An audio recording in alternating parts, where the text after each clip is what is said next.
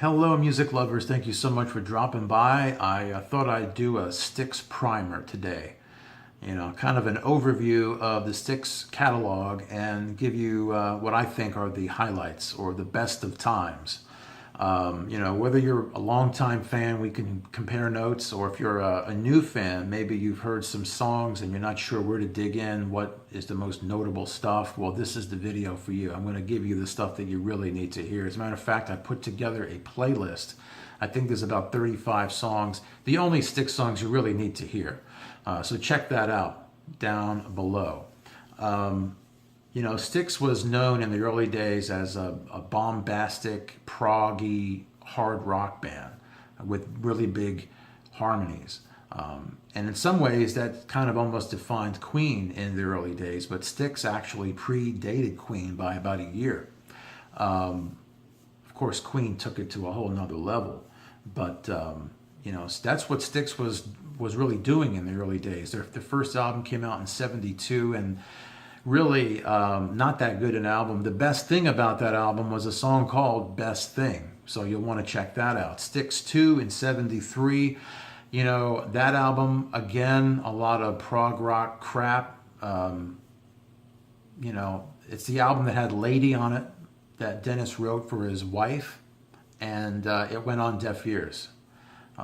As much as we look back on it now and see it as this classic song, at the time when it came out in '73, nobody gave a shit. Another song called You Need Love is also cool from that album. They went on to put out The Serpent is Rising and Man of Miracles, which are more proggy, forgettable crap.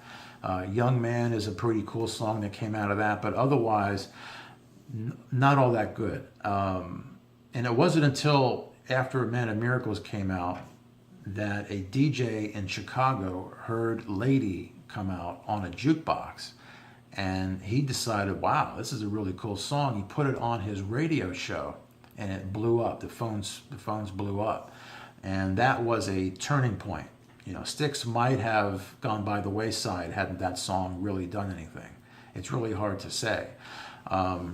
Not only was that song very, very popular, but it kind of renewed Dennis's faith in himself. He had lost confidence in himself. He didn't think that the songs that he wrote would be very well received. And so he tended to write songs that he thought people would like. And that's the result of the first few albums. But once Lady hit, he was like, people do want to hear what I have to say. And so when the Equinox album came out in '75, that was like night and day from anything that had come before it. It was more focused, it was a lot more confident and polished, and Equinox is the album that I know Dennis used it as a basis for his last solo album called 100 Years From Now. That album got him back to his roots, and for him, the roots are Equinox. And that's got Light Up on it, and Lorelei, and Sweet Madam Blue. Those are the most notable songs off of that album. And then after that was Crystal Ball. This was the first album that featured Tommy Shaw. That album had a song called Put Me On, which was really, really cool. Nice instrumental piece in it. Dennis has a really nice melody. Then there is Crystal Ball, a Tommy song. Nice harmonies, really cool song, and a song called Shoes was also kind of a fun one.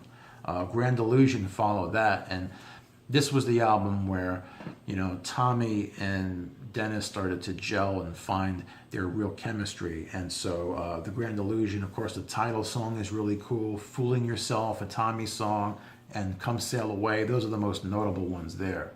And then in 1978, we had Pieces of Eight, which was like the end of the Styx prog albums. It had Great White Hope, which I thought was a cool song from JY. Blue Collar Man, Ace of Spades by Dennis is an amazing song. And Renegade, that was a really good song by Tommy. Tommy originally wanted to make that song more like Bon Jovi's Dead or Alive, kind of an acoustic ballad kind of thing. But Dennis told him, no, man, you got to rock this out. And Renegade is one of my favorites. Then we have Cornerstone, which came out in '79, and that was the first Styx album I ever heard and owned. And I thought it had a lot of cool stuff on it. Lights was cool from Tommy. Why Me? I always loved that song. It has a great saxophone part in it, which you didn't hear. I don't know if there were any Styx songs before that that had horns in it. If anybody knows that, put that down below. But it's just a really cool song that you never hear. Boat on the River, which I think was their first like worldwide hit. I mean, that was a Tommy song. Nice instrumentation going on there. And then Borrowed Time was also really good on that. I would like to see Dennis do that in his solo shows. I think that would be cool. And it's so timely. You know, Borrowed Time is awesome. Then we had Paradise Theater from 1981, which is like their commercial breakthrough. This is the album where Dennis, you know, had this concept of, you know, it was like a nostalgia kind of, you know, like where have we been, where are we going kind of an album. And it had Rockin' the Paradise, The Best of Times, Too Much Time on My Hands, Snowblind. Those are the best songs off of that album. So then in 1983, we had the Kilroy Was Here album, which was a real controversial album. You know, Dennis wanted to do another concept type album, and he wanted to get Styx on film, you know, kind of take the band where the Beatles had gone and Zeppelin and the Who. But it was a poorly executed album, you know. The band wasn't all that enthused about it. It only had a couple of good songs, Mr. Roboto and Don't Let It End. The rest are not that good at all. And it was the biggest controversial thing since Babe, which I didn't talk about from the Cornerstone album, you know, making a real syrupy ballad. You know, Lady was about Dennis's wife, but it had balls. You know, Babe was a true ballad. And so that started a crack. You know, Tommy didn't like the ballady type songs. And then the theme came. He didn't like the themes. He didn't like having to stand in front of an audience, you know, acting like somebody he wasn't and doing a characterization, doing theater type stuff. You know, that wasn't Tommy. And so, you know, Tommy started doing a lot of drugs. He wound up leaving. So then in '84, they put out this live album called Caught in the Act, which was the document of the Kilroy tour. It had one new song on it called Music Time, which was kind of a fun song. I don't know. It's kind of a guilty pleasure. The video is really crazy. Tommy Shaw is in it for like 2 seconds. By this time, he had booked. He had taken off. He was in therapy. He couldn't be there for that video. And then they took some time off. They came back in 1990 for Edge of the Century, which did not feature Tommy. And that album had Love is the Ritual, which I thought was a pretty cool song, and then Show Me the Way, which was a major hit for them. And then they got back together a few years later, and they toured for Return to Paradise. That live album came out in '97, and it had 2 new songs on it, which featured Tommy and Dennis and everybody. Dear John, which was basically a love song to their fallen brother John Panazzo, who died of cancer. He was the drummer in Styx, and they wrote the song about him. It's really, really cool. Definitely worth checking out. And also they did a song called On My Way, which is a Tommy song. Always liked that one too. Then in 1999, they came back with an album called Brave New World with Dennis. I didn't care about that album much at all. There's like nothing on there that I would even recommend. That was Dennis's last album with Styx. They kicked him out. He couldn't perform live because of his health. He asked that they wait. They would not wait. They wanted to capitalize on some newfound resurgence of popularity in Styx that was happening in the pop culture at that time.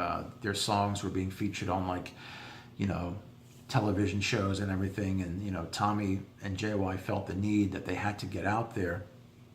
They kicked Dennis to the curb, where he still is, and they brought in this guy named Lawrence Gowan from Canada. He was a singer-songwriter, and they decided to do this album called Cyclorama, which is an album that came out in 2003. The only thing on that I liked is a song called Do Things My Way, which Might be a dig at Dennis. I'm not sure. If anybody knows, put that down below.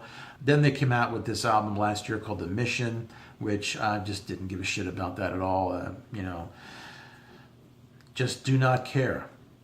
I would not recommend anything from that. So again, if you want to hear the soundtrack to this video, I put 35 songs that I believe are the only ones really that you need to hear from Styx.